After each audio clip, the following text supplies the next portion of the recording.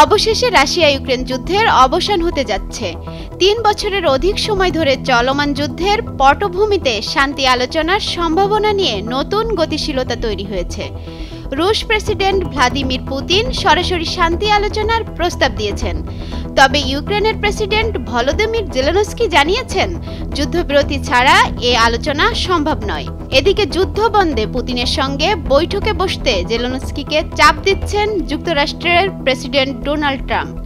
তিনি জানিয়েছেন, রাশিয়ার প্রেসিডেন্ট পুতিন ইউক্রেনের সঙ্গে কোনো যুদ্ধবিরতি চুক্তি করতে চান না, বরং এই রক্তপাত বন্ধের সম্ভাব্য পথ নিয়ে আলোচনা করার জন্য একটি বৈঠকে বসতে চান তিনি।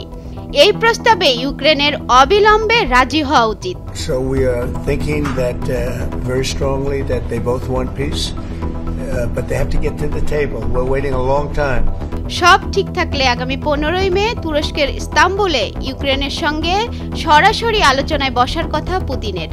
পুতিন জানিয়েছেন, তিনি ইউক্রেনের সঙ্গে গুরুত্ব সহকারে আলোচনা করতে প্রতিশ্রুতিবদ্ধ।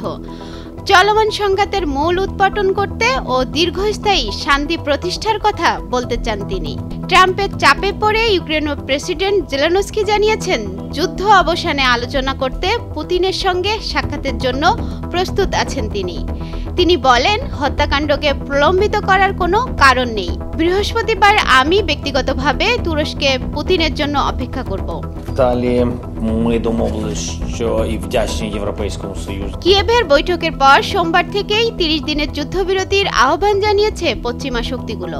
ব্যাপক নিষেধাজ্ঞার হুমকি দিয়ে পুতিনকে অবিলম্বে নিঃশর্ত যুদ্ধবিরতিতে সম্মত হতে বলেন ইউরোপীয় নেতারা। এরপরই পুতিন সরাসরি আলোচনার প্রস্তাব দিয়েছিলেন। তুরস্কের প্রেসিডেন্ট রিসেপ তাইয়েপ এরদোয়ানও আলোচনার আয়োজনের প্রস্তাব দিয়েছেন। তবে পুতিন আদৌ সশরীরে হাজির হবে কিনা তা স্পষ্ট নয়। 2019 সালের ডিসেম্বরের পর থেকে পুতিন ও জেলেনস্কির মধ্যে সরাসরি সাক্ষাৎ হয়নি।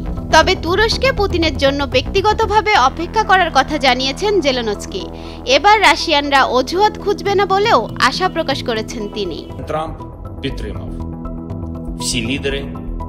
এদিকে মাঠ পর্যায়ে ইউক্রেনীয় সেনারা রাশিয়ার প্রতি গভীর অবিশ্বাস প্রকাশ করেছেন। তারা বলছেন, রাশিয়া যদি 1991 সালের সীমান্ত অনুযায়ী সমস্ত দখলকৃত অঞ্চল থেকে সরে না যায়, তবে কোনো আলোচনাই ফলপ্রসূ হবে না। অন্যদিকে ক্রেমলিন জানিয়েছে, আলোচনায় অবশ্যই 2022 সালে বাতিল করে দেয়া খরসা শান্তি চুক্তি এবং বর্তমানে মাঠের বাস্তবতা দুটোই বিবেচনায় আনতে হবে। অর্থাৎ নিরাপত্তা নিশ্চয়তার বিনিময়ে কিয়েভকে স্থায়ী নিরপেক্ষতা স্বীকার করতে হবে এবং রাশিয়ার দখলে থাকা তার ভূখণ্ডের অধিকার ছেড়ে দিতে হবে। কিন্তু ইউক্রেন বলছে, 2022 সালের খরসা চুক্তির অর্থ হবে পুরোপুরি আত্মসমর্পণ করা। এই পরিস্থিতিতে শান্তি আলোচনা শুরু হওয়ার সম্ভাবনা থাকলেও বাস্তবায়নের পথে অনেক চ্যালেঞ্জ রয়েছে বলে মত বিশেষজ্ঞদের। অনামিকা রায়, ভোরের কাগজ।